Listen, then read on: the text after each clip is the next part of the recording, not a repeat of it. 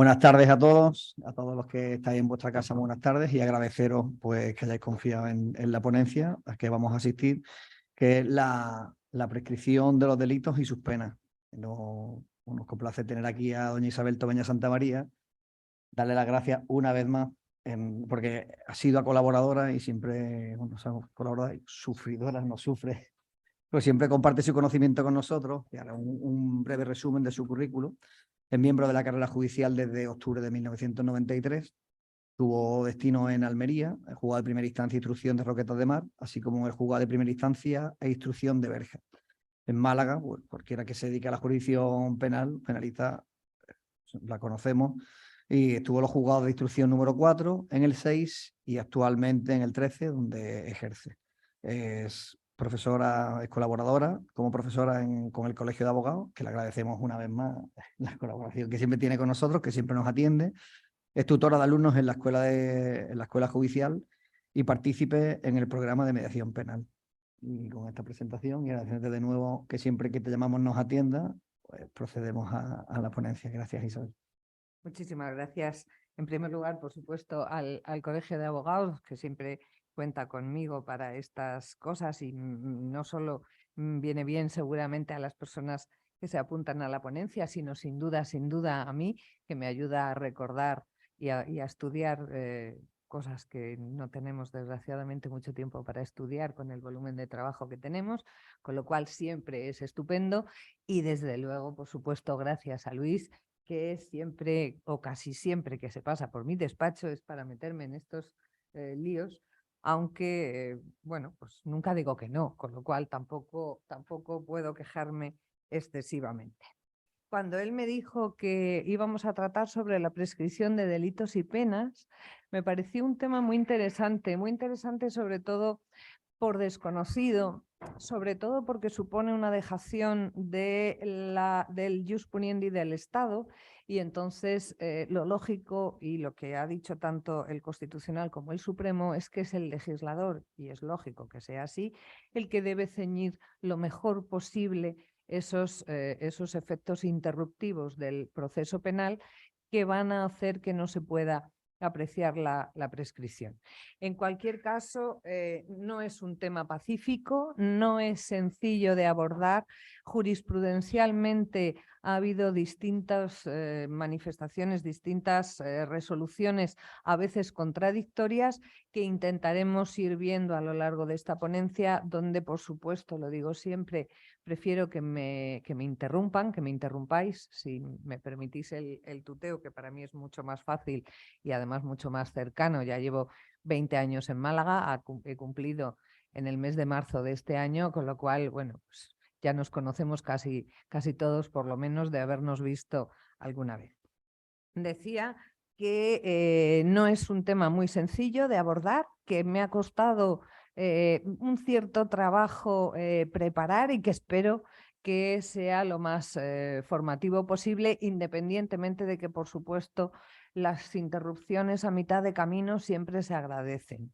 Por muy amena o que se intente hacer una charla de hora y media o se consiga o no hacer, lo que está claro es que es muy difícil mantener la atención tantísimo tiempo, y entonces agradeceré muchísimo a través de Luis para las personas que estén conectadas, como también para los asistentes, que me interrumpan las veces que lo consideren necesario, porque de lo que se trata no es tanto de un planteamiento teórico que podemos encontrar en magníficos artículos publicados. Yo traigo uno aquí hoy de un compañero, Javier Hernández, actualmente y afortunadamente, dada su calidad jurídica, miembro de la Sala Segunda del Tribunal Supremo, y por tanto, si yo he podido acceder a ello, puede acceder todo el mundo. No es tanto una preparación teórica que podemos conseguir en libros de texto y en estas magníficas publicaciones o artículos que están al alcance de todos,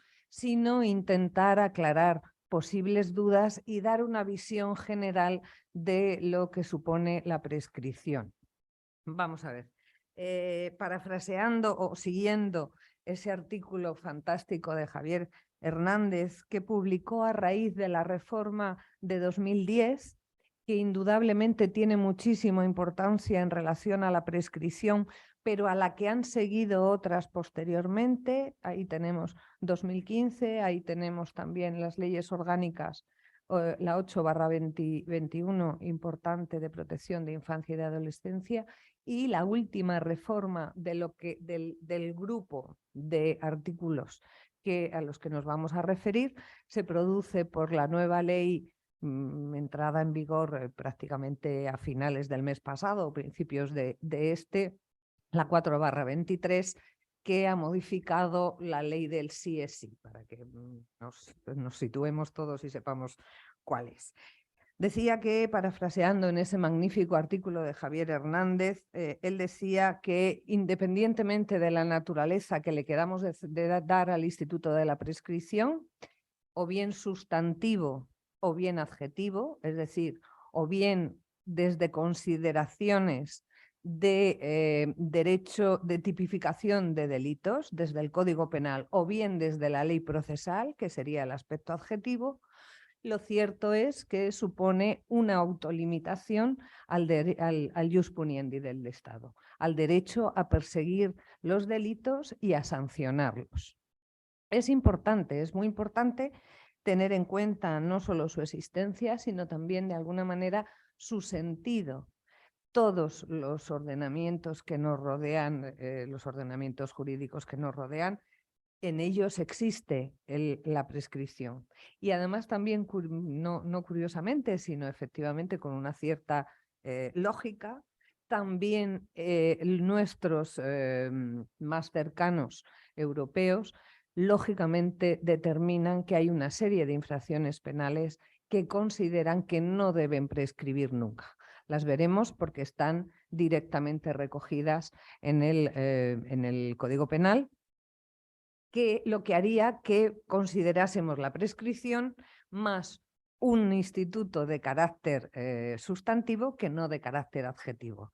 La ley de enjuiciamiento criminal, de todas maneras, la pobre, a ver si desaparece alguna vez antes de que yo me jubile, pobrecilla, porque 1882, eso da señal además de su calidad, si no, no habría podido continuar, debidamente parcheada unas cuantísimas veces y otras veces ni siquiera debidamente, porque nuestro legislador no atiende a la necesidad de conectar todas las reformas con el espíritu general y con el resto del articulado, con lo cual muchas veces vemos cosas que no tienen ningún sentido ya o que ni siquiera tienen relación las unas con las otras. Pues a ver si esta nueva ley, nuestra ley de enjuiciamiento criminal, esta de 1882, da paso alguna vez a un código procesal penal. Efectivamente, sigue hablando del Ministerio de Gracia y Justicia. Sí, así es. Así es, así es, así es. Porque además, aquello que nos enseñaban en Derecho y que era tan fantástico de la codificación, no sé qué demonios ha pasado con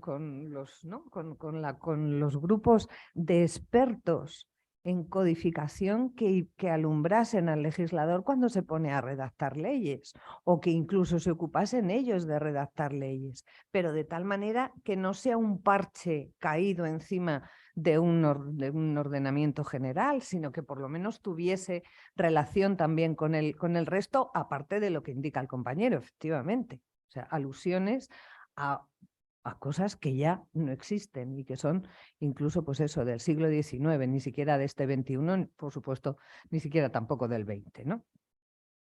En cualquier caso, efectivamente, la regulación se encuentra preferentemente en el Código Penal y los artículos que nos interesan a estos efectos, sobre todo y fundamentalmente, van del 130 al 135. Esos son los que nos van a dar datos sobre la prescripción. ¿Qué nos dice el 130? El 130 nos dice que la responsabilidad criminal se extingue, según su punto sexto, por la prescripción del delito y según su punto séptimo, la séptima del punto primero, perdón, por la prescripción de la pena o de la medida de seguridad. Luego, ahí es cuando tenemos la base para determinar cuál es la principal consecuencia de la apreciación de la prescripción. La extinción absoluta de responsabilidad penal. Con lo cual, no es solo un problema de penalidad, no solo no podemos sancionar las infracciones penales que están prescritas, sino que ni siquiera podemos perseguirlas. Hay una extinción de responsabilidad criminal. ¿A qué anudaríamos procesalmente este 130 cuando recoge la prescripción de delitos y penas? Lo tendríamos que anudar a una resolución de sobreseimiento libre del 637 tercero, que se refiere efectivamente a cuando el culpable estuviese exento de responsabilidad criminal. Luego, si recibimos una denuncia o recibimos una querella o cualquier notitia criminis a través de un atestado, o, en fin, todas las posibilidades de inicio de un proceso penal, lo lógico es, y lo primero es tener en cuenta el plazo prescriptivo genérico. Veremos lo que tenemos exactamente que tener en cuenta, lo veremos un poco más adelante. Tendremos lo primero que analizar si efectivamente hay posibilidad de perseguir esa actuación que indiciariamente, lógicamente también, tiene que tener características de infracción penal. Tenemos que encontrarnos ante un hecho delictivo. Si no tenemos claro que nos encontremos ante un hecho delictivo o tenemos absolutamente claro que no lo es, acudiremos a las mismas fórmulas, 637 sobreseimiento libre, pero no ya al amparo del número 3, sino al amparo del número 2, por no ser los hechos constitutivos de infracción penal. Ese es el reflejo de la regulación sustantiva en el Código Procesal. Lógicamente, tenemos que continuar con el 131. Una vez que sabemos que la prescripción de los delitos y la prescripción de las penas y de las medidas de seguridad son causas de extinción de la responsabilidad criminal, tendremos que ir a ver los plazos prescriptivos de las infracciones penales. De ese tema se ocupa el artículo 131 del Código Penal, que establece que los delitos prescriben a los 20 años cuando la pena máxima señalada al delito sea de prisión de 15 o más años. 20 para 15 o más. A los 15 cuando la pena máxima señalada sea de inhabilitación o de prisión por más de 10 años. Y menos de esos 15, lógicamente. Estamos en ese intervalo. Entre 10 y 15, prescripción de 15. A los 10, cuando la pena máxima señalada por la ley sea prisión o inhabilitación, por más de 5 y no exceda de 10. Van ajustándose los intervalos y van estableciéndose también de 5 en 5 los periodos de prescripción. A los 5 los demás delitos, excepto los delitos leves y los delitos de injurias y calumnias, que los 3 prescriben al año. Aquí debemos decir que, bueno, ya saben que en el año 2010 desaparece la prescripción de 5 años, creo recordar que es el 2010. Prescribe la prescripción de 3 años y la prescripción mínima de un delito menos grave, es decir, dejando aparte los delitos leves, las injurias y las calumnias, va a ser de 5 años. Ya no tenemos una prescripción por debajo. Me habría gustado tener tiempo para leer la exposición de motivos de la ley de 2010 que modificó eso y que dejó sin efecto los 3 años para ver cómo justificaba el legislador aumentar los años. No se lo puedo decir porque no he tenido tiempo para verlo, pero puedo ser mal pensada, tampoco es tan complicado. Dada la ratio de jueces que tenemos en este país, pues no me extraña que lo eleven porque no podemos trabajar mucho más en muchas ocasiones. Entonces, bueno, pues sale más barato hacer leyes, creo, que a crear puestos de trabajo de miembros de carrera judicial para dar un servicio público con un mínimo de calidad, que es lo que debería de ser.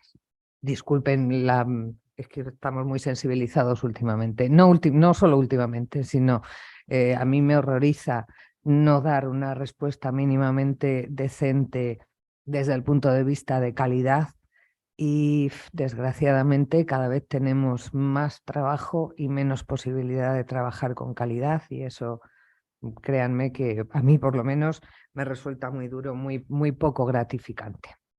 En cualquier caso, Los delitos leves, ya saben ustedes que el legislador decidió hacer desaparecer el libro tercero de las faltas en el año 2015 y concibió la creación de unos delitos leves que no siempre se corresponden con las mismas conductas de las faltas, pero que a menudo es así y que tienen un plazo prescriptivo de 1 año.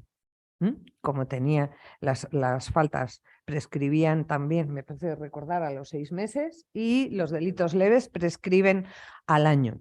Teniendo en cuenta que por la regla del artículo 13 del Código Penal, si una infracción penal está castigada con un mínimo de 3 meses y sube como los 3 meses de multa, perdón, no he añadido lo de multa, como los 3 meses de multa es una pena leve, el legislador ha decidido que esos son delitos leves. Pongamos, por ejemplo, la usurpación de inmueble. La usurpación de inmueble está castigado con una pena del 245.2. Está castigada con una pena de multa de 3 a 6 meses.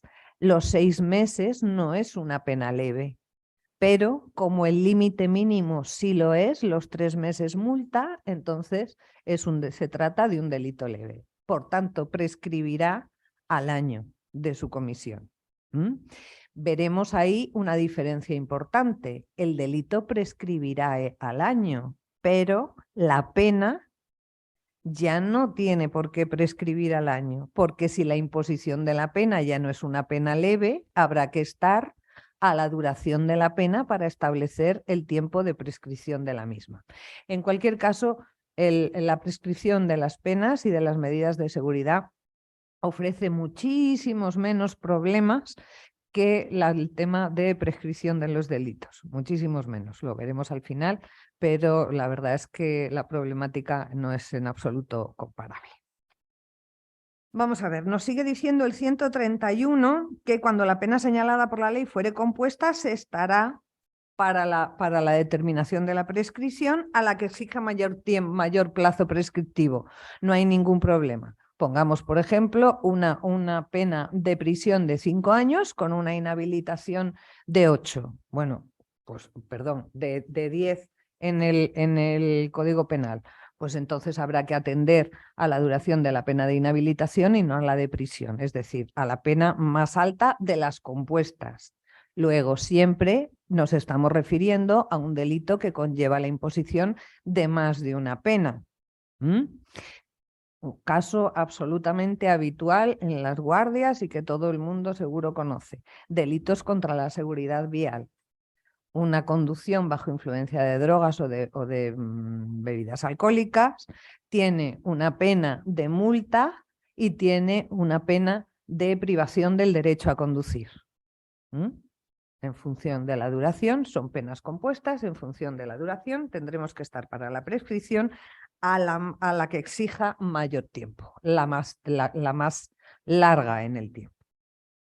El punto 3 del 131 nos dice que los delitos de lesa humanidad, de genocidio y contra las personas y bienes protegidos en caso de conflicto armado, a salvo los del 614 del Código Penal, no prescribirán en ningún caso.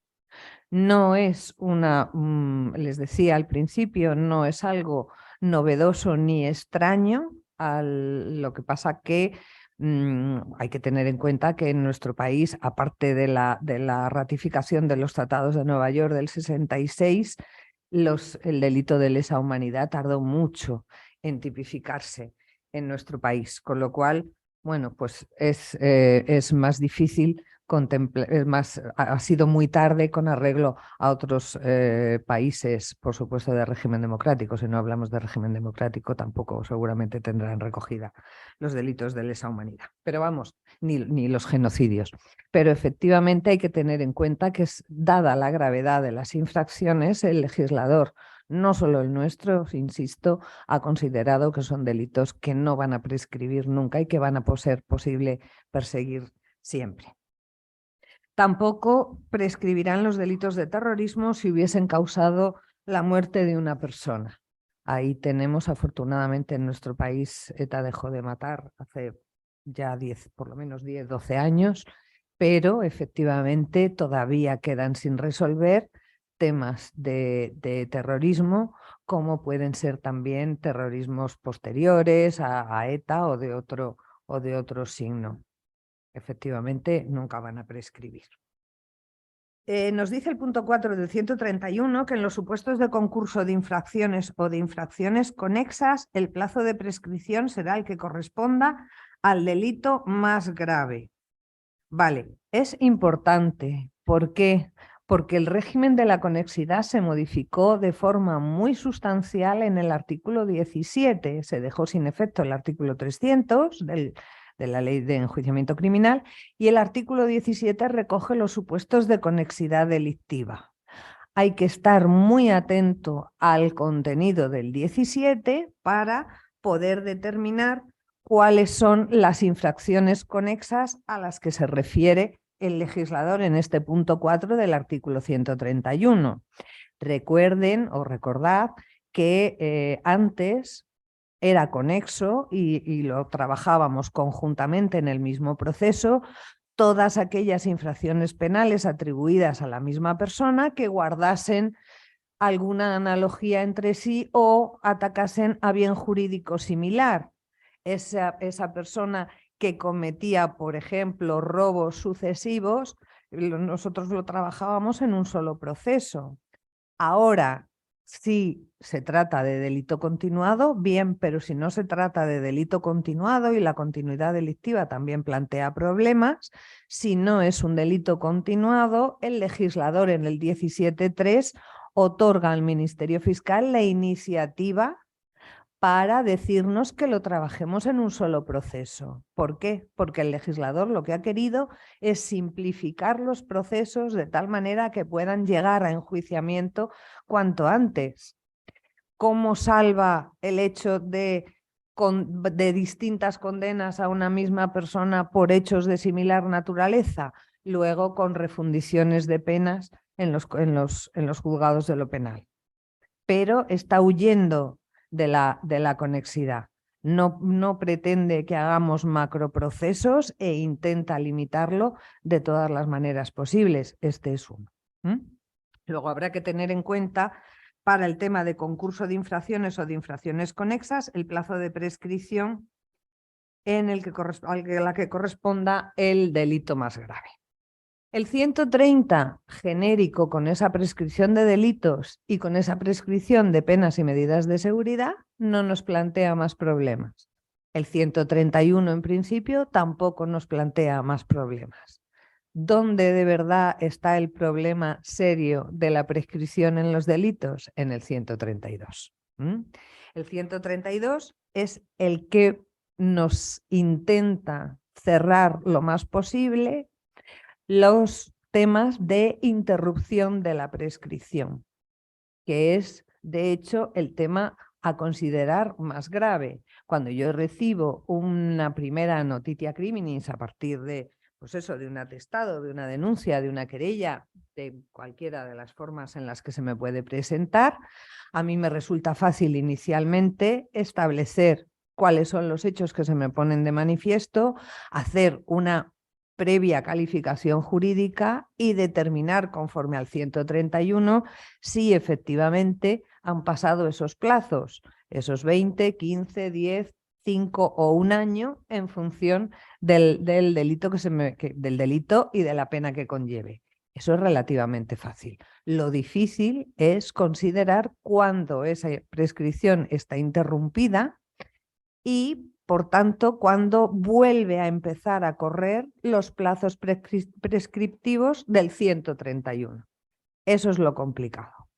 Y eso es tan complicado que hubo una batalla muy interesante, pero un poco lamentable también, muy interesante en relación al tema entre el Tribunal Constitucional y la Sala Segunda del Tribunal Supremo.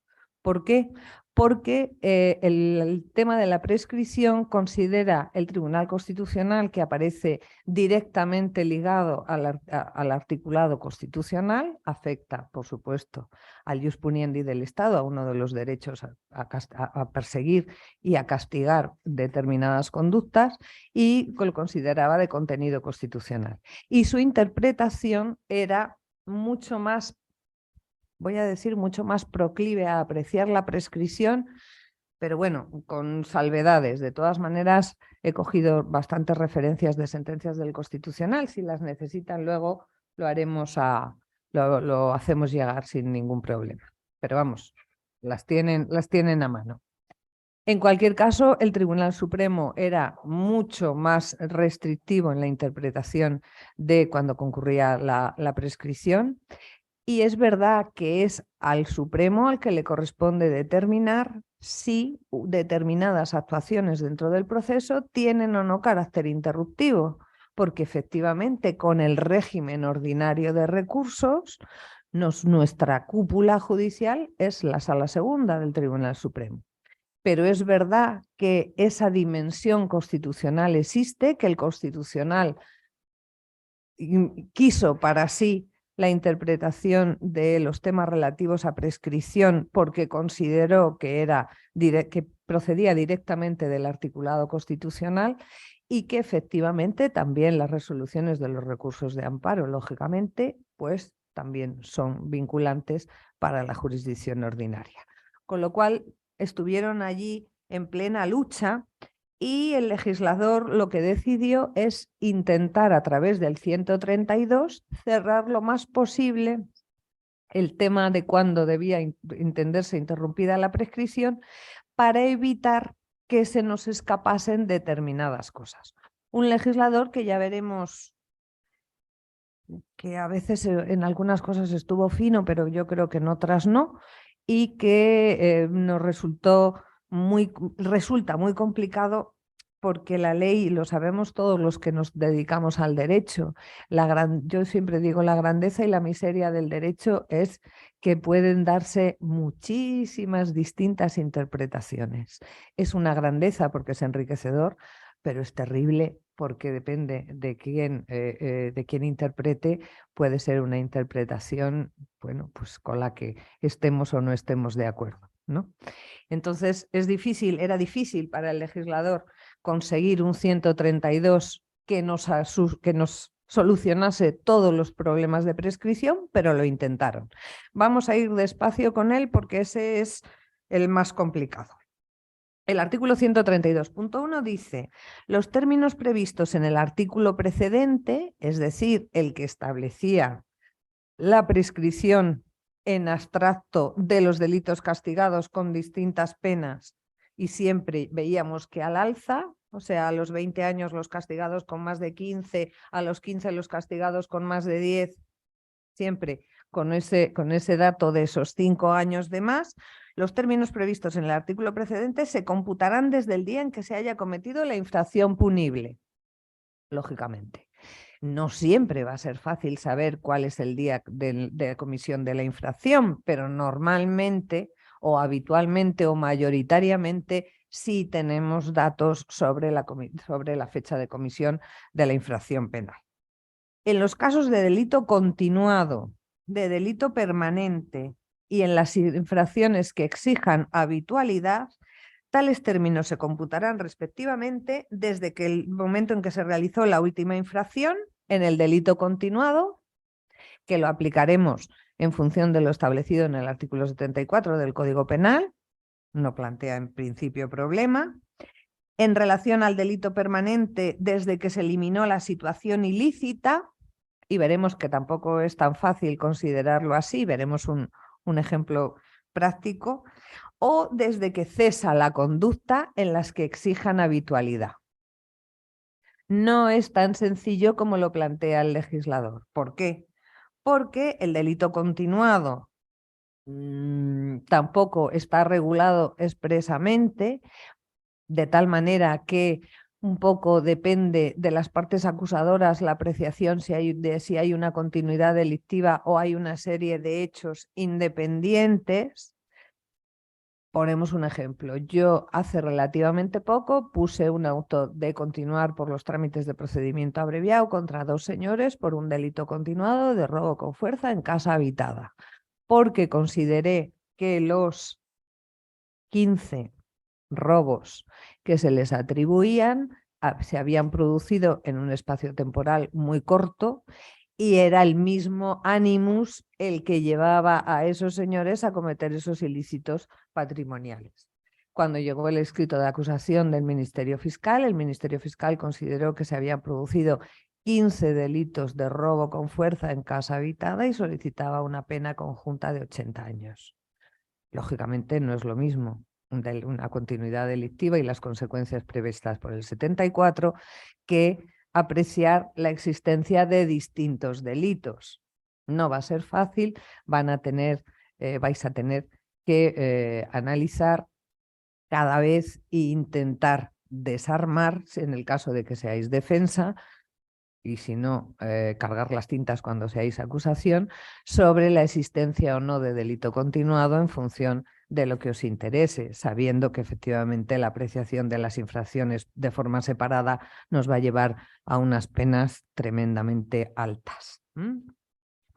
En cualquier caso, delito permanente.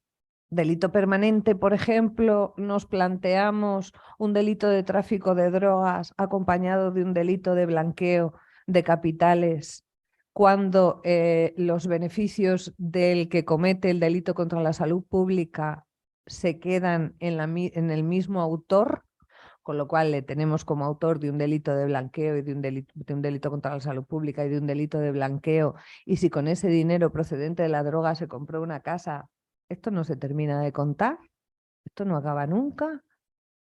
Se puede dar incluso la paradoja de que si se ha comprado una joya maravillosa con no sé, con una piedra preciosa de gran valor y se la ha quedado para lucirla, se produzca la prescripción adquisitiva de bien mueble del Código Civil. Es difícil. Lo de legislar, yo comprendo que es difícil, nos resulta mucho más fácil criticarlo, pero es verdad que no es sencillo y que tendremos que intentar acudir al caso concreto, por supuesto, al análisis del caso concreto y al sentido común, que no es el más común de los sentidos, que desde luego debe presidir el orden jurisdiccional civil, pero que también a veces se echa de menos en nuestro orden jurisdiccional penal, donde también, lógicamente, tiene que dársele entrada. Decíamos los continuados, los permanentes y las que exijan habitualidad. Las de habitualidad nos plantean menos problemas. Pensemos en el delito de maltrato habitual del 173, bueno, pues cuando se ha producido la última infracción penal que puede dar lugar a una calificación de habitualidad. Ese, en principio, plantea menos problemas, creo yo, que la continuidad delictiva y la permanencia en el tiempo. Sigue diciendo el párrafo segundo del punto 1 del 132 que en los delitos de aborto no consentido, lesiones contra la libertad, de torturas y contra la integridad moral, la intimidad, el derecho a la propia imagen y la inviolabilidad del domicilio y las relaciones familiares, cuando la víctima fuera una persona menor de 18 años, los términos se computarán desde el día en que haya alcanzado la mayoría de edad para poder perseguirlos. Es decir, el legislador nos dice, los plazos de prescripción se cuentan desde que la infracción se cometió. Dato objetivo en relación a la fecha de comisión del hecho delictivo. Pero ojo, en determinadas infracciones penales vamos a abandonar el concepto o el carácter objetivo y vamos a fijarnos en los sujetos. Vamos a fijarnos en las personas que han sufrido o han padecido o son víctimas de determinadas infracciones penales. Y entonces les vamos a dar la posibilidad de que el plazo de prescripción empiece a cumplirse, empiece a correr, a partir de sus 18 años de edad. Vale.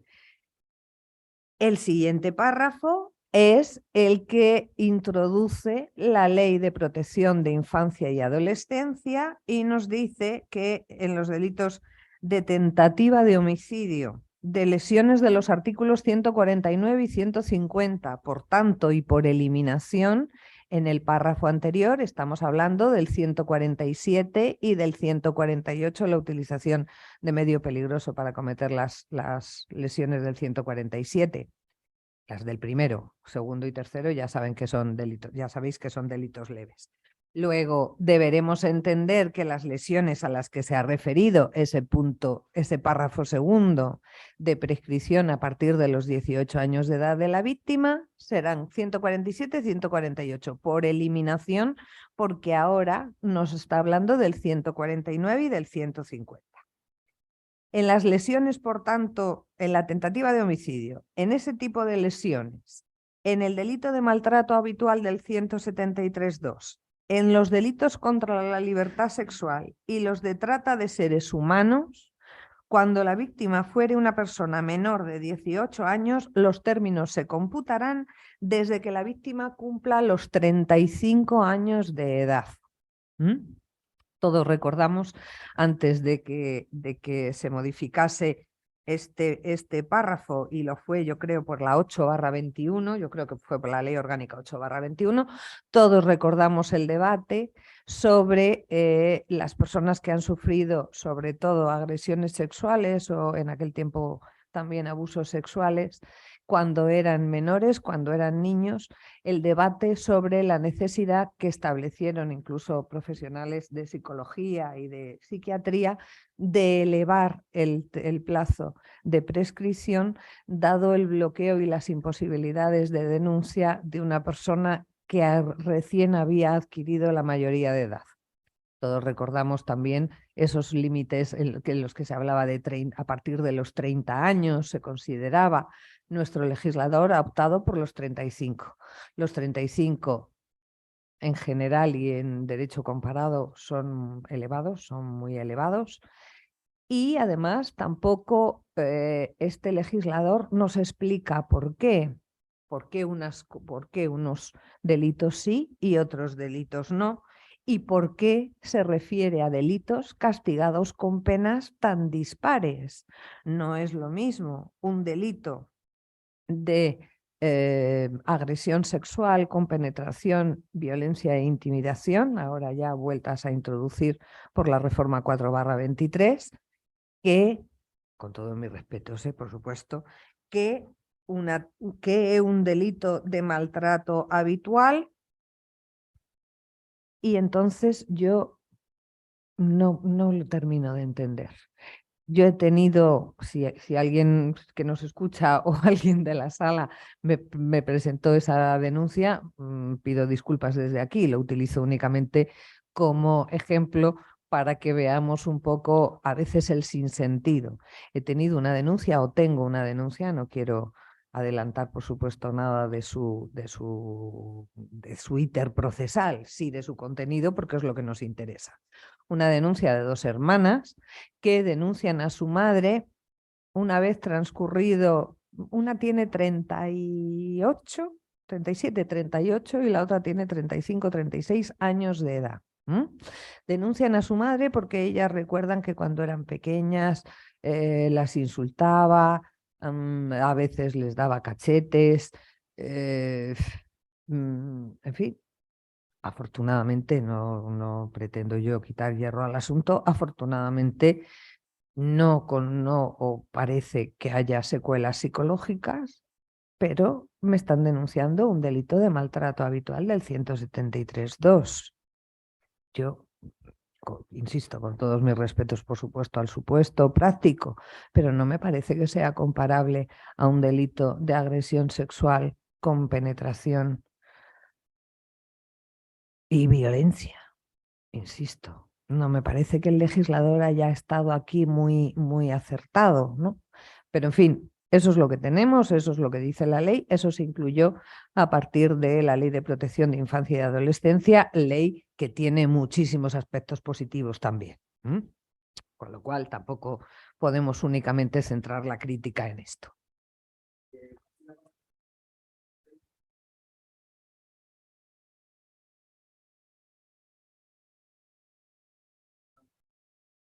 Claro, cuando eran menores de edad. O sea, puede perseguirse el delito desde que cumple 18 años hasta los 35. O sea, el plazo de prescripción de los delitos empieza cuando la víctima haya cumplido 35 años de edad. Ah, perdón. Claro, verás cómo lo dice. los delitos de tentativa de homicidio, de lesiones del 149 y 150. Es verdad que las lesiones del 149 y 150 ya saben que son graves, las 150 conllevan deformidad y también puede haber pérdida de miembro u órgano no principal. Pero homicidio en tentativa, lesiones, maltrato habitual del 173 contra la libertad sexual y trata de seres humanos, cuando la víctima es menor de edad, el plazo de prescripción de esos delitos empieza a contarse desde que la víctima cumpla los 35 años de edad. A partir de los 35, en función del ilícito penal del que estemos hablando, entonces va a poderse perseguir en esos plazos que nos decía el artículo anterior, el 131. ¿Mm?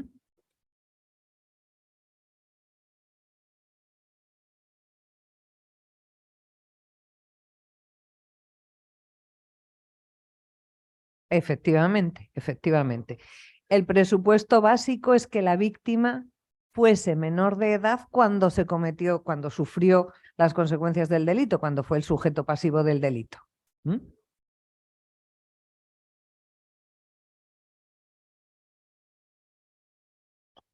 Claro, claro.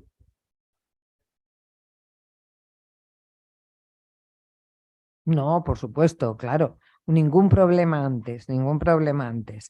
Pero era un poco lo que decíamos de ese debate que se estableció y que tiene su sentido de, decían los psicólogos, una persona menor, niños que han sufrido abusos, pues lo sabemos, lo hemos oído todos en colegios, yo qué sé, en clases de catequesis, ese tipo de abusos.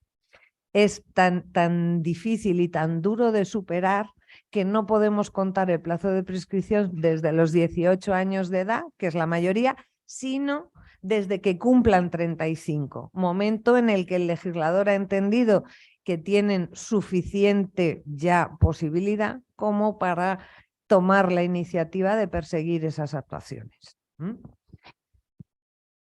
Punto 2 del 132. La prescripción se interrumpirá quedando sin efecto el tiempo transcurrido. Luego volvemos atrás. Se interrumpe. Entonces, un delito que prescribe a los 5 años, si lo interrumpimos desde el momento de la interrupción, vuelven a empezar a contarse los 5. Estamos todos de acuerdo, ¿no? Perfecto. La prescripción se interrumpirá quedando sin efecto el tiempo transcurrido cuando el procedimiento se dirija contra la persona indiciariamente responsable del delito. Qué chapucero es a veces el legislador. Vamos a ver, será cuando el proceso se dirija, porque los procedimientos son los cauces determinados en la Ley de Enjuiciamiento Criminal para instruir la comisión de los delitos. El cauce procedimental de delitos leves, el cauce procedimental de diligencias previas de procedimiento abreviado, el cauce procedimental de sumario ordinario, el cauce procedimental de jurado, como genéricos y más grandes. Luego están los procedimientos especiales. Pero un pleito es un proceso, no es un procedimiento. Es un proceso que está siendo instruido a través de un determinado cauce procedimental. Es muy poco técnico, pero en fin, yo es que lo llevo muy mal. Que sean tan poco técnicos, lo llevo muy mal, discúlpenme. La prescripción, por tanto, se interrumpe cuando el procedimiento se dirija contra la persona indiciariamente responsable del delito. Y aquí empezamos a tener problemas. ¿Cómo que la persona indiciariamente responsable del delito? La instrucción no está diseñada para determinar no solo la existencia de un delito, sino quienes presuntamente pueden ser responsables. Entonces, lo del indiciario ya nos empieza a plantear problemas. Ya supone un análisis mínimamente profundo de si efectivamente tenemos indicios contra una persona. Pero yo no soy la primera que lee y vosotros no sois los primeros que interponéis una querella en la que decís que dirigimos la querella contra tal, cual, y todos aquellos que aparezcan como responsables de los ilícitos que estamos denunciando a través de esta querella. ¡Ja! ¿Y lo del indiciario entonces qué? En fin, no es fácil, sigue sin ser fácil. Vale. Se dirija contra la persona indiciariamente responsable del delito, comenzando a correr de nuevo desde que se paralice o termine sin condena de acuerdo a las reglas siguientes. Importante. Vamos a ir viendo cada una de las reglas. Primera, se entiende dirigido el procedimiento, será el proceso, pero bueno, contra una persona determinada desde el momento en que al incoar la causa o con posterioridad se dicte resolución judicial motivada en la que se le atribuya su presunta participación en un hecho que pueda ser constitutivo de delito. A salvo las situaciones en las que yo inadmito una querella o desestimo una querella en base a lo establecido en el 313 de la Ley de Enjuiciamiento Criminal, lo demás, cuando incoamos previas, lo mismo me da por un atestado que por una denuncia que por una querella, ponemos un auto de incoación mondo y lirondo de modelo en el que, por supuesto, no se analizan los indicios que existen contra la persona denunciada o nada parecido. ¿Alguien ha visto otra cosa alguna vez? No, ¿verdad? ¿Verdad? Es que sentarse a hacer leyes, yo qué sé, debe tener su encanto, pero claro, es que no puede ser. Es que no podemos hacer eso. Es materialmente imposible. Entonces, ¿qué hacemos? Cuando yo recibo un atestado y minuto, digo un atestado, lo mismo, insisto, querellas o denuncias. Entonces pongo previas, yo qué sé, estafa, declaración de fulanito como investigado, declaración de tal como perjudicado, por ejemplo. Oficio al banco para ver quién es el titular de esta cuenta, para cerrar el círculo. O quién es el titular de este teléfono porque han utilizado un teléfono para la estafa, ¿vale? ¿Eso es justificar de alguna manera efectos del 132 que dirija el proceso contra una determinada persona? No. Estoy acordando su declaración como investigado. Lógicamente, si acuerdo su declaración como investigado, es porque de la noticia que me ha llegado se desprende su presunta implicación. Pero es una deducción lógica que yo no traslado al papel. Ni yo, ni nadie. Estamos ya en 2000, me parece que unas 2000 previas, 1900 y pico fue las últimas que yo incoé este año. Pero eso no quiere decir nada, porque, pues bueno, tampoco es tanto. Pero es que llevo 160 y tantas sentencias dictadas, 128 diligencias urgentes incoadas, cuando el año pasado, el 26 de julio, fue cuando incoé las 128 y este año ha sido el 16 de mayo, o sea, 2 meses y 10 días antes. Yo no puedo hacer otra cosa. Con lo cual, esta previsión está preciosa, pero a mí me entra la risa por no llorar. Se entiende dirigido el procedimiento contra una persona determinada desde el momento en que al incoar la causa o con posterioridad se dicte resolución judicial motivada en la que se atribuya su presunta participación en un hecho que pueda ser constitutiva de delito. Como el propio legislador se dio cuenta de que no llegábamos, me imagino, dice la segunda, no obstante lo anterior, o sea, por si acaso no lo cumple nadie o lo cumplen ustedes poco o lo que sea, la presentación de querella o la denuncia formulada ante un órgano judicial en la que se atribuye a una persona determinada su presunta participación en un hecho delictivo, suspende el cómputo de la prescripción por un plazo máximo de 6 meses, a contar desde la misma fecha de presentación de la querella o formulación de la denuncia. O sea, si yo no he podido dictar una resolución motivada de incoación de un proceso en la que he puesto de manifiesto que indiciariamente hay una persona o varias que son presuntas autoras de una infracción penal, entonces el legislador nos da un mínimo respiro diciendo que si no la hemos dictado, tenemos 6 meses los instructores para, en fin, avanzar. Claro, ¿qué es lo que pasa?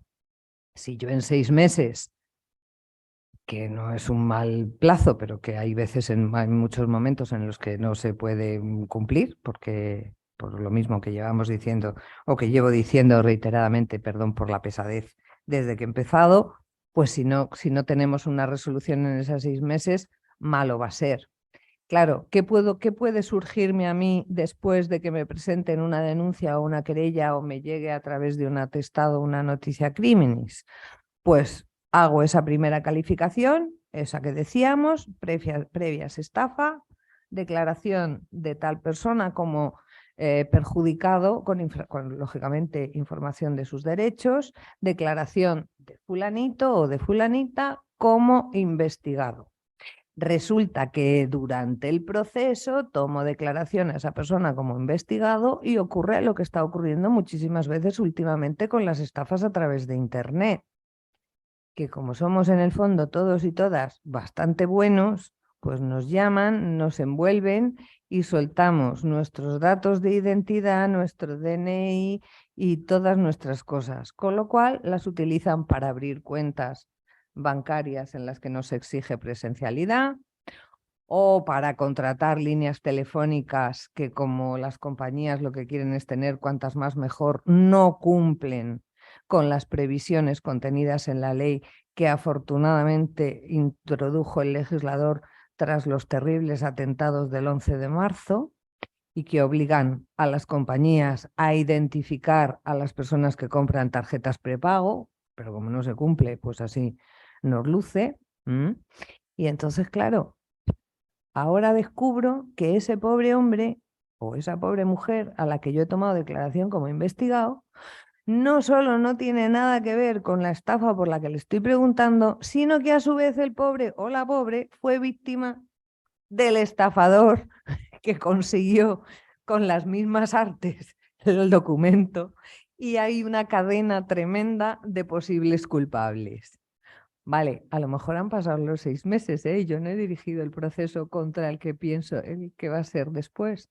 Afortunadamente luego en la práctica no se plantean problemas.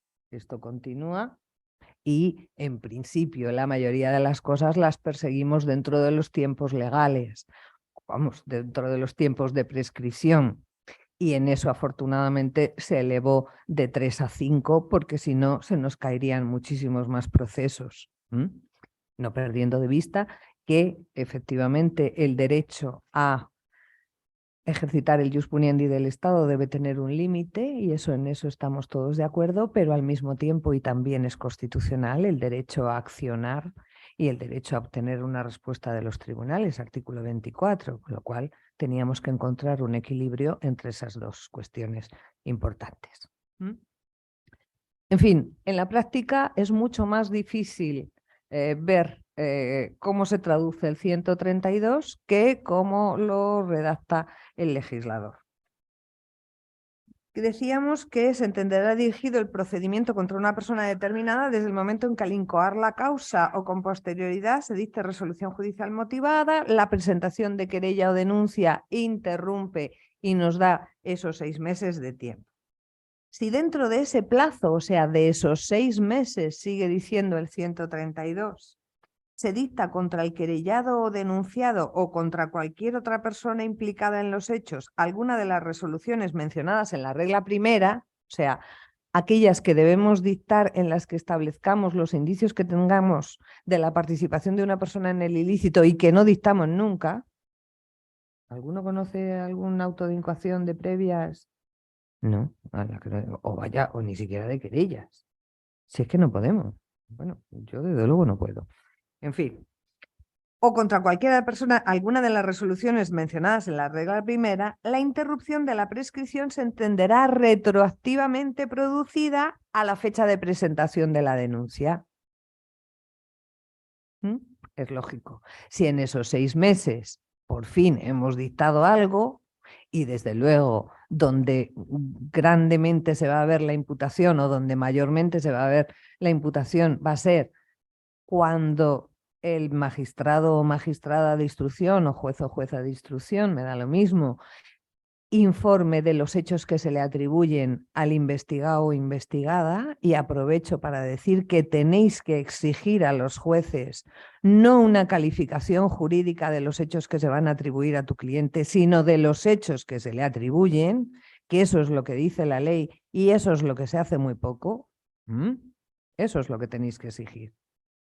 No, yo no puedo decir, le recibo a usted declaración en calidad de investigado por la presunta comisión de un delito de estafa. No. O de un delito de robo. No. Le tengo que decir, le toma usted declaración como investigado por haber podido cometer un delito de robo por el que se produjo el día tal en tal sitio. Y en el que presuntamente usted puede estar implicado porque he encontrado esto o tengo estos indicios. Si se hace bien esa declaración como investigado y está grabada, cumple con los requisitos de imputación. Tendríamos salvado ese problema del auto de incoación inicial en el que no decimos los indicios, pero lo completaríamos y lo haríamos en ese acto. Si yo me limito a decir que tomo declaración en calidad de investigado por la presunta comisión de un delito de robo y sigo adelante, podemos deducir de las preguntas que formulemos el hecho que se le está atribuyendo. Pero, en fin, dado que nos hemos saltado ya el paso en el auto de incoación, no está mal que lo hagamos lo más completo posible y además va a satisfacer ese requisito de imputación indiciaria que exige el legislador en el 132. Yo te puedo interrumpir un momento, Por supuesto. porque me parece muy interesante eso que has dicho, que son un 95%, creo, no No se se hace. establece. Y los modelos de identificación, pues sí, o sea, los modelos de declaración del investigado en calidad de investigado, pues el 118, el 520, tiene todos esos derechos, pero no se especifica, se le toma declaración por un delito cometido tal, en la fecha tal. Está mal hecho. Pero sois vosotros los que lo tenéis que exigir. Hombre, vamos a ver, deberían de ser los jueces los que supiesen cuál es su obligación legal y que la cumpliesen. Que, en fin, está muy feo que dada nuestra actividad profesional no lo cumplamos. Pero es verdad que yo creo que si no se hace, es el letrado de la defensa o letrado de oficio, de pasillos que hemos cogido por allí, el que debe decir, señoría, por favor, si no le importa, tiene usted que transmitir a mi cliente cuáles son los hechos que se le atribuyen y no la calificación jurídica de los mismos, porque ese es su derecho, está ahí puesto. Y todo lo que nos acerquemos lo más posible al librillo, a salvo esas veces en las que dice cosas que no se pueden cumplir, como lo del Ministerio de Gracia y Justicia que decía el compañero, todo lo que nos acerquemos lo más al cumplimiento del texto de la ley es garantía para la ciudadanía y entonces debemos de cumplirlo así. Eso sería lo lógico. Que entonces si no se cumplen con, no se pone el delito en los hechos y tal, podríamos como con la defensa alegar que no se ha interrumpido la prescripción. Sí, pero tendrás que ver cuando te interesa. Claro, porque efectivamente, hombre, sí ocurre que prescriben cosas, pero es verdad que la mayoría de las veces nos ponéis o la policía nos pone de manifiesto hechos o indicios de hechos delictivos o hechos delictivos cometidos en un momento temporal muy poco antes. Sí, sí, sí. Claro, cuando vemos, por ejemplo, denuncias de hechos que han ocurrido 2, 3 años antes, por las querellas catalanas, por ejemplo, que también, a ver las haylas, como las meigas, claro. Claro, esas querellas que se ponen para presionar a la contraparte y que además uno no se da cuenta de que en penal no se pueden contar los rollos que se cuentan en una demanda civil y que te ponen unas cosas que te echan las manos a la cabeza y dices, madre mía, si es que esto igual tiene hasta problema de denuncia falsa. Claro, es que eso lo hemos visto todos. Simplemente comentar como curiosidad que en un caso hace poco se alegó como cuestión previa a la prescripción porque todas las notificaciones que le habían hecho al denunciado eran en calidad de denunciante porque daba la casualidad que tenía un nombre muy parecido. Anda. Y se estimó la prescripción porque justo cumplía los 5 años y claro, 6 meses. efectivamente, así. No se dirigió el proceso contra el presunto culpable y por tanto, claro. A pesar de que sí describíamos los hechos y cuándo y lugar y tal, pero... Claro, pero si no se dirigió contra él de ninguna manera, o sea, ni en ese auto inicial de incoación de, vamos Sí, a decir, como de previas, denunciante. porque es lo más habitual. ni se le llegó a tomar declaración informándole de los hechos que se le atribuían, no se interrumpió la prescripción. Claro, claro. Yo primero el comentario este de denuncia catalana, yo como soy de Despeñaperros para abajo, eso a mí no me suena. Perdón, perdón, Pero perdón. bueno, eso es lo primero. Y lo segundo que en este, más siendo estricto, cuando esta regla de los 6 meses, cuando son, por ejemplo, o sea, un procedimiento secreto, que por ejemplo hasta que se empiezan las declaraciones han pasado a lo mejor 1 año, 2 años desde que se incoa las diligencias Claro. previas. Vale, perdón por lo de querella catalana. Es una Sí, forma, es que yo ya soy muy es por vieja. es por la curiosidad. Ya me lo ha dicho Luis. Yo soy muy joven y, no, y lo conozco. ¿Y lo has oído? Ese es una instrumentalización Del proceso del procedimiento penal. Lo tiras para presionar. Se utilizan, como dice, que rozaba, como decía Isabel, que rozaba incluso a veces la denuncia falsa. Lo tiras Claro, y está instrumentalizando. son querellas que a veces nos las encontramos, afortunadamente no muy a menudo, pero de vez en cuando te las encuentras. Es que yo ya pertenezco a esto hace 30 años. Entonces, claro, por eso se me ve el plumero de estos términos antiguos. Se utilizan para presionar a la otra parte y conseguir. Muchas de ellas mueren por el camino porque nos presentan un escrito que pedimos el sobreseimiento porque hemos llegado a un acuerdo. Y dices, vaya, si tenía yo alguna duda de que esto me sonaba raro, mira tú estos acuerdos existiendo delitos. Pero bueno, eso no es importante. La segunda parte de la cuestión que tú decías es, La perdóname. cuestión de las diligencias secretas, que es de que se incoan Claro. las diligencias previas hasta que Vale, empiezan vamos las a ver. declaraciones, a lo mejor pasa 1 año o más. Sí. ¿Qué es lo que vamos a ver? ¿Cuándo incoamos unas diligencias previas secretas? Teniendo en cuenta que el secreto de actuaciones tiene que mirarse con, bueno, pues con un cierto respeto y no hay que acordarlo, por supuesto, nada más que cuando viene justificado, porque está sustrayendo el conocimiento de datos a las partes y desde luego el principio de presunción de inocencia afortunadamente existe en nuestro país y debe trabajarse. Una vez dicho esto, ¿cuándo lo hacemos? Cuando sobre todo vamos a tomar alguna medida limitativa del 18, cuando vamos a intervenir comunicaciones, cuando vamos a balizar vehículos, cuando vamos a establecer medidas de ese tipo, con lo cual no se lo puede descontar, no hay ningún problema, eso interrumpe la prescripción, porque además en esos autos en los que efectivamente limitamos derecho fundamental, lo lógico es que hagamos constar los indicios que tienes contra esa persona para hacer una inferencia en su derecho fundamental. Luego ya estás interrumpiendo la prescripción con esa resolución. Y además las renovaciones del secreto cada X meses.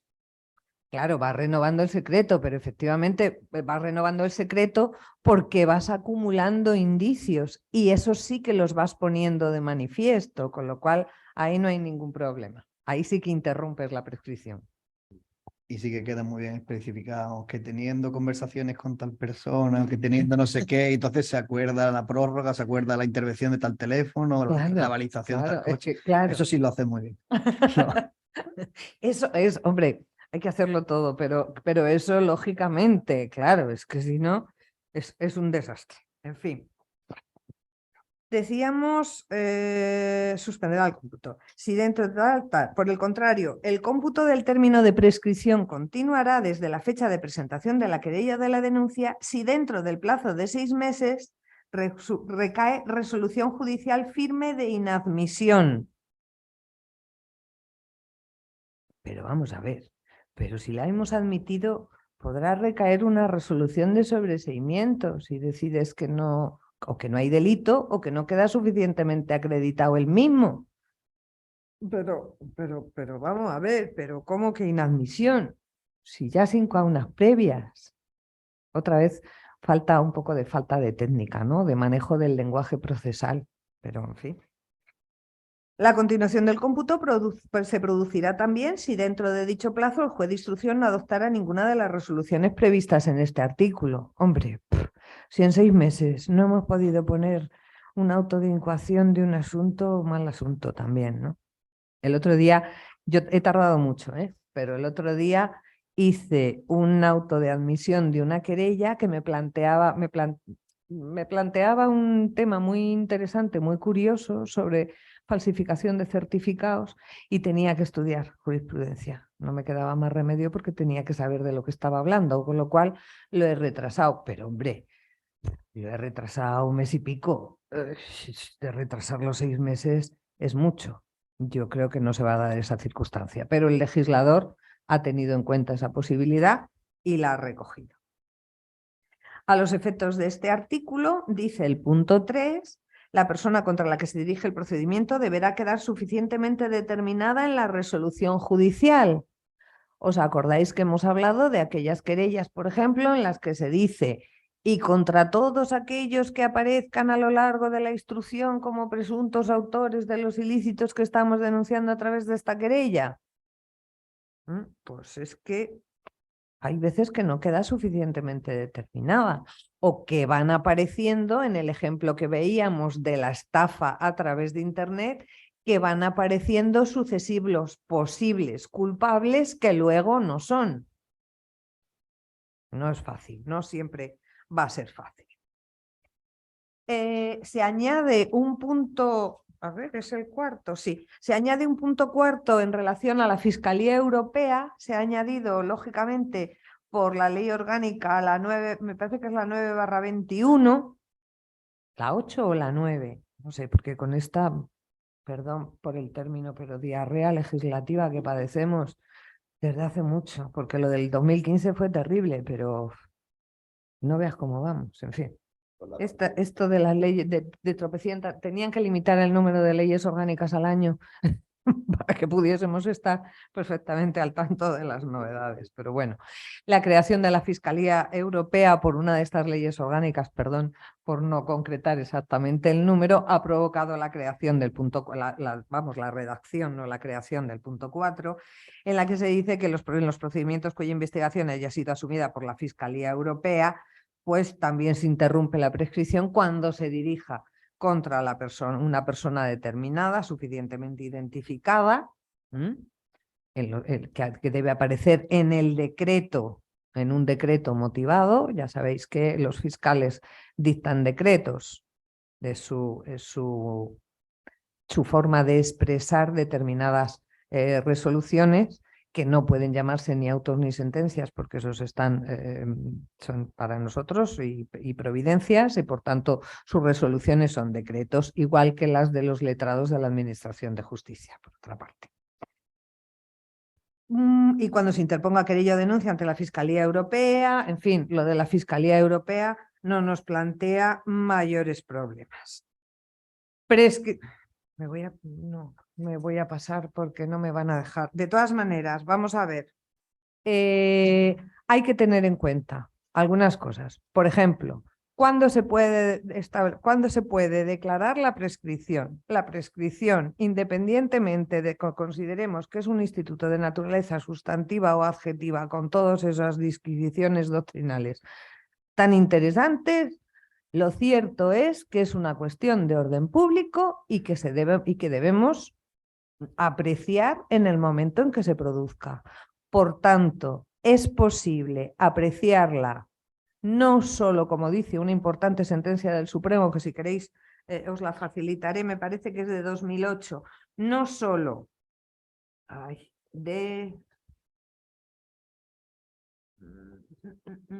bueno, os la contaré, porque además he traído esto con esta letra tan pequeñísima y me está costando la misma vida. No solo en un momento inicial, que puede ser en ese momento inicial en el que vemos claramente que han pasado los plazos de prescripción y entonces pondremos un auto de sobreseimiento libre al amparo del 637 tercero, sino a lo largo del curso del proceso también se puede apreciar, teniendo en cuenta que la posible calificación que de los hechos hagan las partes acusadoras es importante, pero no podemos dejar al albur de las partes acusadoras la apreciación de un instituto tan importante que supone no solo que decae el derecho del Estado a perseguir los delitos, sino a castigarlos, a las dos cosas. Entonces, Se me ocurren esos supuestos de agravación de la pena del 250, de las estafas o de las apropiaciones indebidas en relación con los delitos básicos, ¿no? El 248, 249 de la estafa. Vamos a ver, si a mí me intentan una parte acusadora, lo mismo me da quien sea, que concurra una de las circunstancias que agravan, que es del 250, que no tiene ningún sentido, pues entonces, lógicamente, tengo que irme al plazo prescriptivo del delito base. Si puede tener sentido, tengo que tenerlo en cuenta. ¿Por qué? Porque no solo se puede apreciar en instrucción, sino que afortunadamente ahí están los artículos de previo pronunciamiento del sumario 666 de la Ley de Enjuiciamiento Criminal y están las cuestiones previas en el procedimiento abreviado y también cuestiones previas en el procedimiento de jurado que permiten plantear la prescripción. Pero es que vamos más allá y es que si dictada una sentencia condenatoria contra una determinada persona por un juzgado de lo penal, aun cuando no se haya planteado en el proceso, aun cuando no se haya planteado una posible prescripción, si el órgano en apelación se da cuenta de que se ha podido producir la prescripción de las infracciones penales, tiene obligación, por esa característica de cuestión de orden público, tiene obligación de entrar. No tiene limitado el debate porque no se haya introducido por las partes. Tiene obligación de entrar y de resolver en función de lo que estime oportuno. Claro, si entiende que no hay la prescripción, ni siquiera va a hacer mención al tema. Pero desde luego, si aprecia que puede haber una prescripción, desde luego tiene que hacer, lógicamente, una alusión al tema. Hay muchos temas muy interesantes, pero me los voy a tener que saltar porque si no me vais a escabechar con toda la razón. Artículo 133, prescripción de penas. Dejamos de momento prescripción de delito, a salvo, por supuesto, lo que queráis que intentemos aclarar, y nos vamos a la prescripción de las penas. Las penas prescriben a los 30 años las de prisión por más de 20. Veíamos antes que la prescripción de delitos funcionan con intervalos de 5 en 5 y elevan en 5 sobre la pena a la que se refieren. Aquí es curioso porque va de 10 en 10. Entonces, las penas prescriben a los 30 años las de prisión de 20 o más, a los 25 las de 15 hasta 20, las de 20 y las de inhabilitación por más de 10 y menos de 15, a los 15 las que no excedan de 10, a las 10 las restantes penas graves y a las 5 las menos graves, teniendo en cuenta que la pena de los delitos leves prescribe al año. El mismo tiempo de prescripción del delito que de prescripción de la pena en los delitos leves.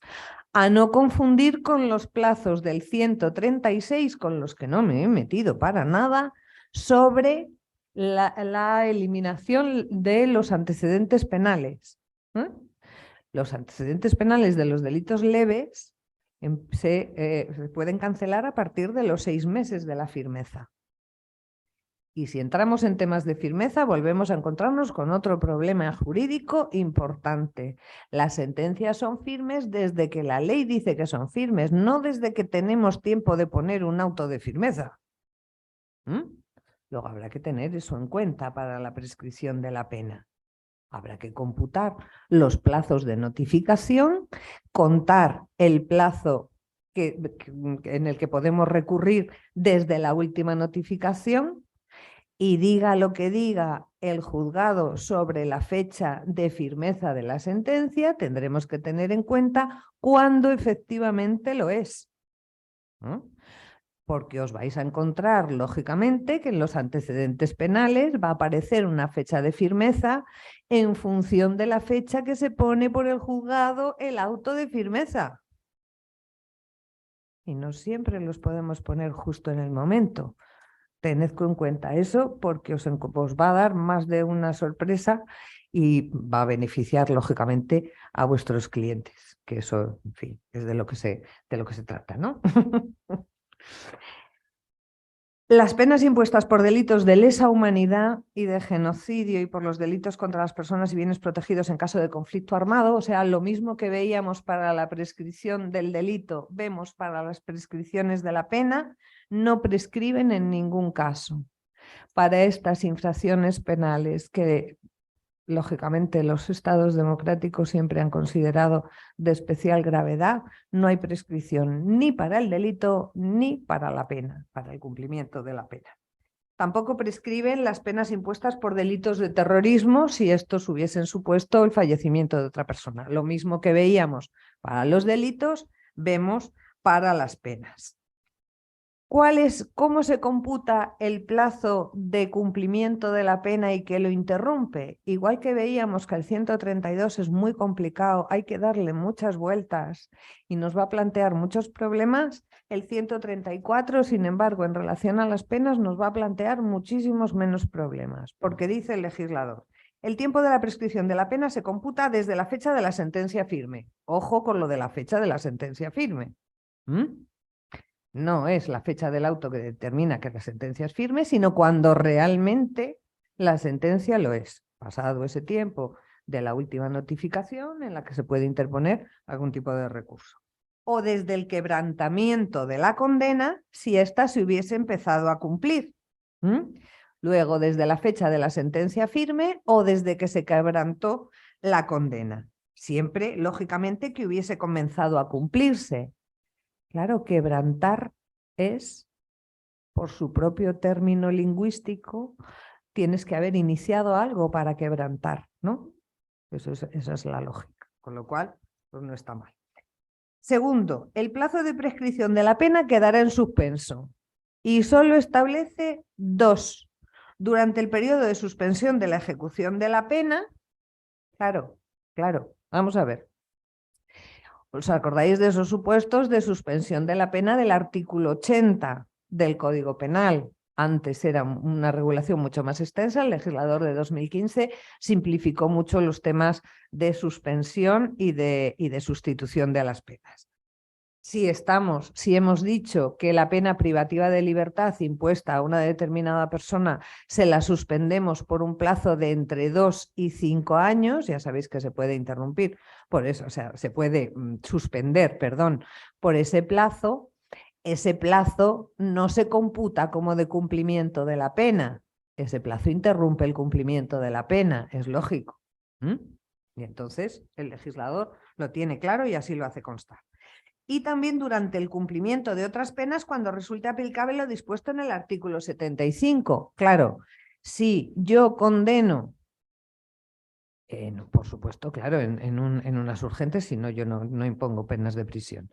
Pero si yo condeno en unas urgentes a una pena, pongamos por caso, de 4 meses de prisión por un hurto, y resulta que esa persona estaba cumpliendo ya otras penas y se le va a añadir, no prescribe mi pena porque tenga que cumplir una pena del tiempo necesario para que la mía quede sin efecto, para que la mía sea susceptible de no ser computada como antecedente penal. No sé si lo he explicado muy bien. O sea, una persona condenada a varias penas privativas de prisión en distintos procesos. ¿Qué es lo que ocurre? ¿Qué es lo que nos dice la ley? Que se van añadiendo una detrás de otra. Primero cumple una, después la siguiente, después la otra. Entonces, si la última de las que tiene que cumplir sería susceptible de cancelación porque tiene que cumplir un montón al principio, eso no interrumpe. No, usted va y la cumple, porque es que si no, quedaría vacía el derecho y la consecuencia penológica. ¿Eso se entiende bien? No, por supuesto, interrumpen la prescripción, las solicitudes de indulto ni la interposición de recursos de amparo. ¿Por qué? Porque no está previsto. Y aquí sí que la jurisprudencia del Supremo ha sido muy clara. Aquí hay un numerus clausus y aquí esto no se interrumpe nada más que cuando lo diga el 134.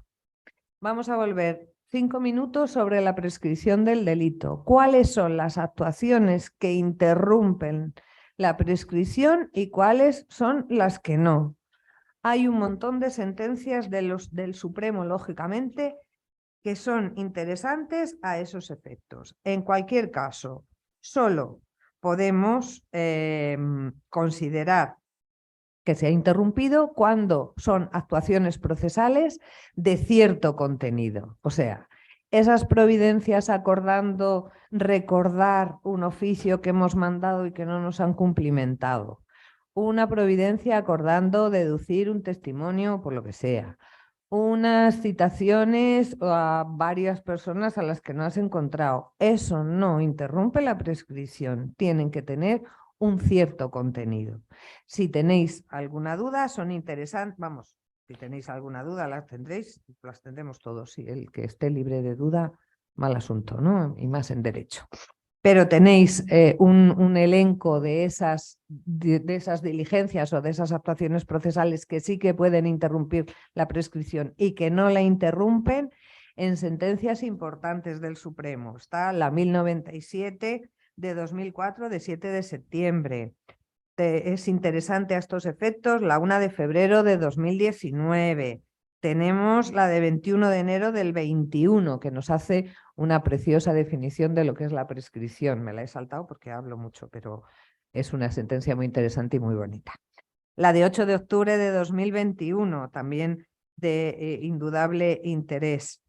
En fin, yo espero haberos dado por lo menos unas notas de interés y que os haya servido esta tarde y durante estas horas tan ingratas, por lo menos para que estemos más cerca, por lo menos para que exijáis varias cosas, por lo menos para que os fijéis en si puede haber una prescripción y desde luego para que os fijéis en que dado que no podemos cumplir en ese auto iniciador del proceso con los requisitos adecuados según el 132, que por lo menos exijáis a los jueces de este país que informen de los hechos que se atribuyen a las personas a las que toman declaración como investigados.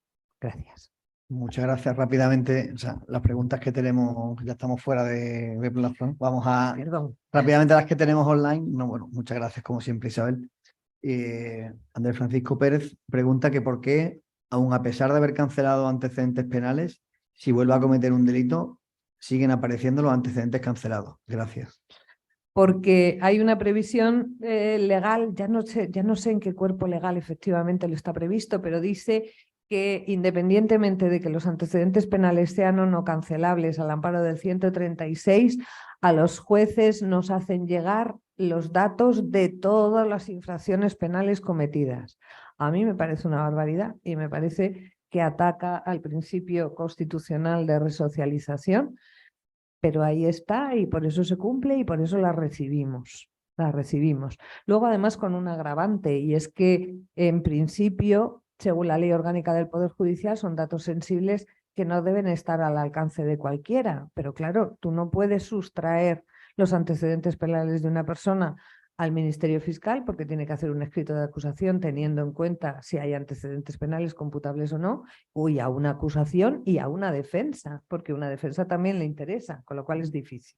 Bueno, Dani Montero da las gracias y tenemos otra pregunta de Dani que dice: los delitos de genocidio y lesa humanidad anteriores a la ley de amnistía del 77 parece que de facto han prescrito. ¿No piense usted así? Sobre todo teniendo en cuenta que España aún no ha suscrito Convención sobre la imprescriptibilidad de los crímenes de guerra y de los crímenes de lesa humanidad de 1968. Claro, es un tema espinoso, ¿eh? Es un tema muy complicado. El Supremo entendió que esos delitos, de hecho yo recibí las actuaciones que se dedujeron de la causa que llevó Baltasar Garzón sobre memoria histórica, me tocaron a mí en el 13 y el Supremo decidió que habían prescrito esas infracciones y tuve que asumir la doctrina del Supremo. Es complicado, todo es defendible. En cualquier caso, el auto de incoación, que por cierto sé de buena tinta que no lo hizo Baltasar Garzón, esto ya off the record, es un magnífico auto que hicieron dos abogados y hace un estudio además histórico interesantísimo, se lo recomiendo porque es el que busca la forma de intentar la persecución penal de los crímenes del franquismo, explicando por qué no prescribieron Y es muy interesante, pero claro, frente a eso también es interesante la sentencia del Supremo que dijo que lo estaban. Es difícil, es difícil, es un tema muy difícil y muy doloroso todavía. Pues muchas gracias por tu tiempo, como siempre, y por atendernos. Gracias. Estamos preguntitas. Además, no, que estamos fuera una última. No, si es que compañero, gracias, pero es que es necesario. Antes nos hemos saltado por tener un micrófono porque la gente en su casa no escuche y además hemos recibido varias quejas al respecto. Sí, que la gente. Sí. No, en el tema del autoblanqueo que ha quedado abierto en cuanto, porque claro, hemos comentado la casa, tal, no sé qué. ¿Algún comentario más? ¿Algún comentario? Sí, porque el tema ha quedado abierto, el que es muy difícil definir la fecha. Quiero decir, ese tráfico que luego... A un delito permanente. Sí, por eso. Con el producto de un delito, Claro, adquieres vas al panadero a bienes. comprar pan. Claro, lo mismo me da bienes muebles que bienes inmuebles. Adquieres muebles y te los quedas. Por Eso es eso. un delito permanente a efectos de blanqueo de capitales. Claro. Porque sigues manteniendo el producto del delito en tu círculo, en tu dominio. Entonces, Lo mismo me da inmuebles que muebles. Pero claro, eso puede llevar al absurdo de que no prescriba nunca. ¿Cómo no va a prescribir? Si el legislador no ha metido el blanqueo de capitales entre los delitos que ha decidido que no prescriban. Entonces puedes darse esa paradoja absurda. En algún momento tenemos que decidir que esto se para. ¿y cómo conviene interpretar entonces esa situación? Que además en la práctica, por ejemplo, en el mercado inmobiliario que Que a partir del momento en que se produce la compra, podríamos empezar a hablar de prescripción. Es algo que se me ocurre así algo de pronto, porque la problemática es la que plantea. ¿A partir de qué momento podemos entender que el delito se ha consumado? Si esa persona ha comprado la casa en la que vive y que va a dejar a sus hijos y a sus nietos con el producto del tráfico de drogas. y con la intervención de terceros, inmobiliarios, asesores, etc. Decidió justificar el delito de blanqueo de capitales, el propio, el que uno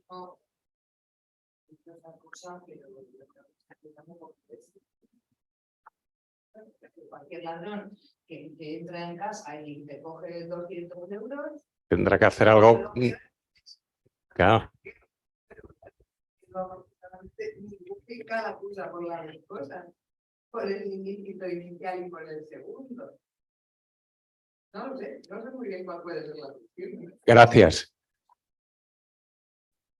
Ya una cosilla, pero no sé si hay algún compañero más. Ya hace casi, llevamos para 30 años del Código Penal del 95. ¿Hay todavía asuntos de prescripciones y de delito y de pena de asuntos anteriores al año 95? Hombre, ya pasa mucho tiempo, pero a lo mejor algún asesinato por ahí perdido, como me acuerdo yo del asesinato de esos los Galindos, que llegó un momento y dijeron, no, esto va a prescribir, por ejemplo.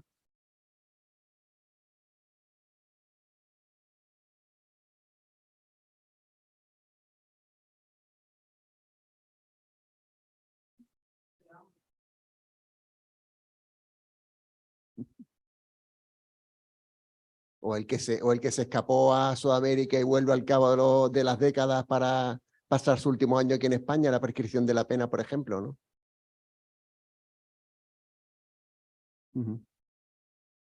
Muy bien, muchas gracias. Una última pregunta y cerramos. Compañero Andrés Galvez pregunta: ¿los requisitos del 132 son respecto del auto de iniciación de las diligencias de instrucción y en consecuencia también exigibles en la cédula de citación para declarar como investigado, o se refería al auto de PA y o procesamiento? Vamos a ver, según la regla segunda del 132, se refiere al auto de incoación, no al de procesamiento ni al auto de continuar por procedimiento abreviado. Por eso hemos puesto de manifiesto los problemas que supone entender ya la existencia de indicios de participación en un ilícito penal desde el primer momento. Claro, tiene que ser en ese momento, en el inicial. Y yo no creo que deba trasladarse una cédula de citación. Lo que creo que debe hacerse, vuelvo a insistir, es exigir al magistrado, magistrada, juez o jueza que informe de los hechos que se le atribuyen, no de la calificación jurídica. Bueno, pues muchas gracias una vez más por la ponencia, por atender a todas nuestras preguntas y muchas gracias, Isabel. Siempre es un placer.